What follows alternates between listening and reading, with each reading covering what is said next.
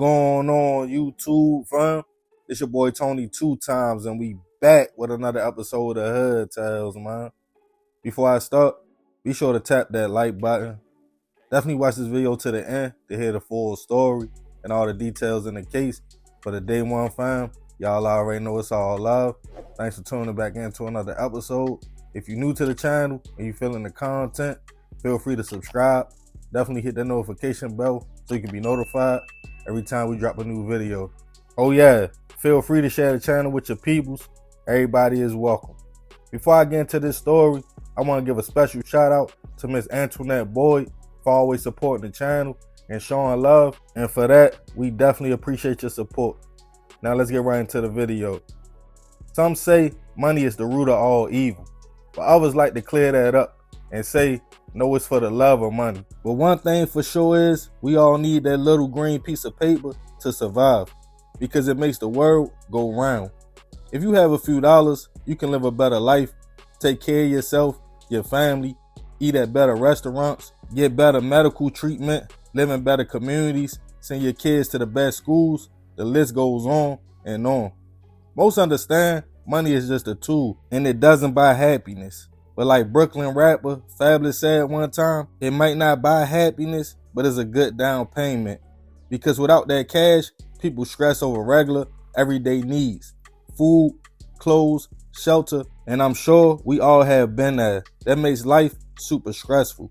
Many people spend their whole life chasing a dollar amount until they feel like it's enough to live comfortably and finally retire, while others feel like it's never enough.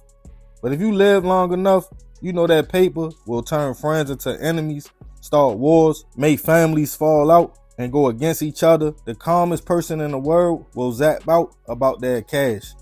So when some have it and others don't, that line of admiration and hate can be thin. While some look up to the money and success, others hate people for it.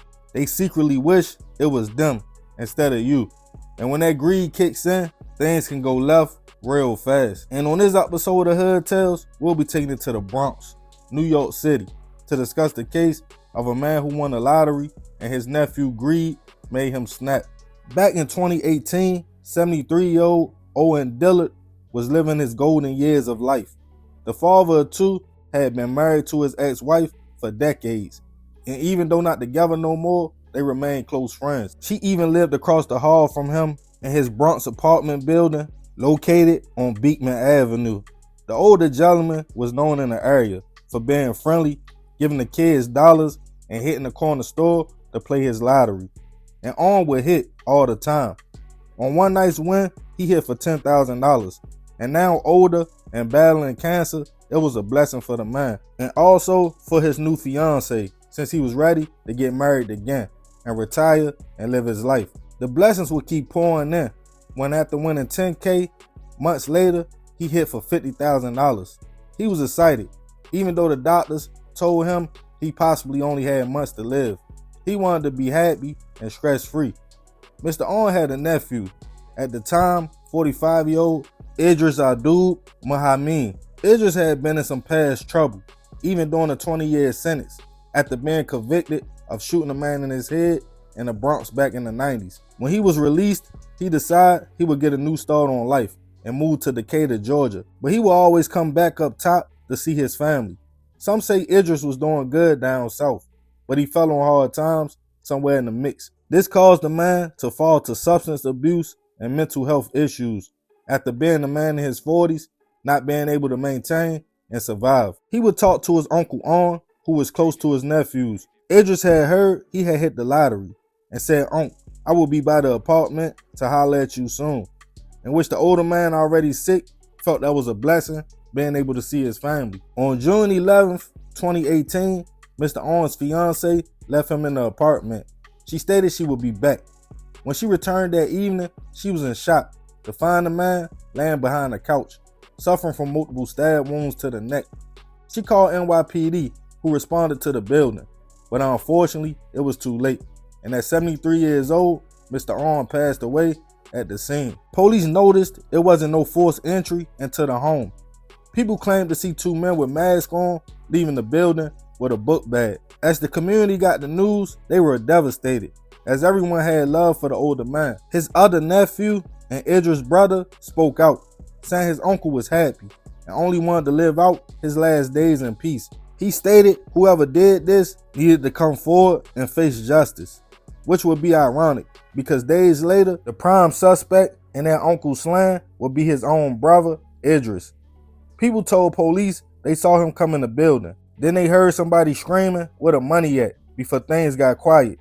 Being New York City, everybody was minding their business until the news came out what took place and happened to Mr. On. But Idris was MIA.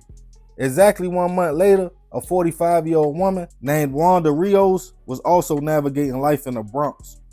Wanda was a wife, a mother to a daughter, and she was happy, always smiling. She worked at a company called M&I, a security specialist job in the area.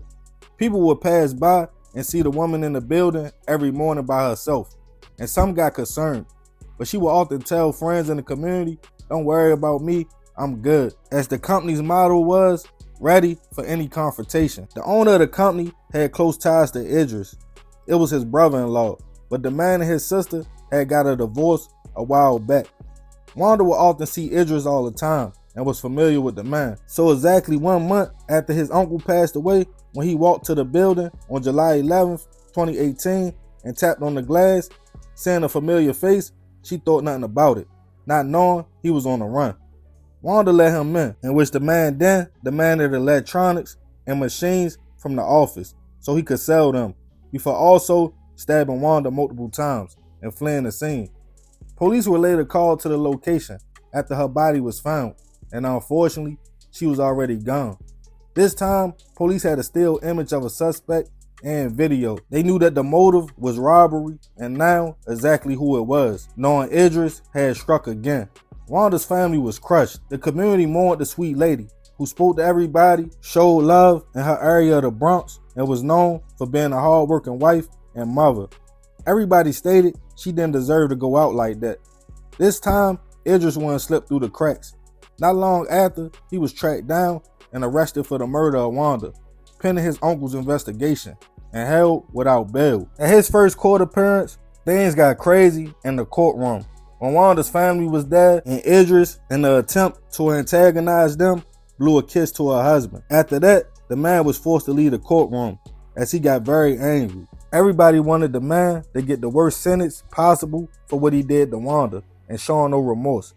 His brother spoke out on his brother's mental health and also stated he had an addiction problem. He wanted people to know he wasn't always like this, and he prayed he got the help he needed. But as months went by, it was confirmed Idris did in fact take his uncle's life and fled the apartment with a few dollars. As the case went to court, crazy enough, Idris was able to cop out to only 2 counts of manslaughter. And in 2022, he was sentenced to 24 years in prison. Rest in peace to Mr. On and Wanda. I send my prayers and condolences to their family. A 73-year-old man already fighting for his life and your uncle, and for a few dollars, you take away the last remaining days of his life. If that wasn't cruddy enough, then you decide to go take an innocent lady away from her family, also for a few dollars and electronics. So I'm gonna ask y'all again, do y'all think for the love of money is the root of all evil? And have you yourself experienced people you are close to or loved ones crossing you for money? If so, how did you deal with the situation? Let me know in the comments. And remember, we got to succeed, not to fail, so we won't be just another hood tale. Yeah, man, crazy story. Rest in peace to Mr. On, and rest in peace to Wanda. I get people gonna say it's addiction. Definitely. I know a lot of people that struggle with addiction. But addiction also come with needing money. And when people need money, they'll do a lot. So yeah, y'all leave it in the comments. I appreciate you if you made it to the end. This is another episode of Hood Tales. This your boy Tony 2 times. Love, fam. I'm out.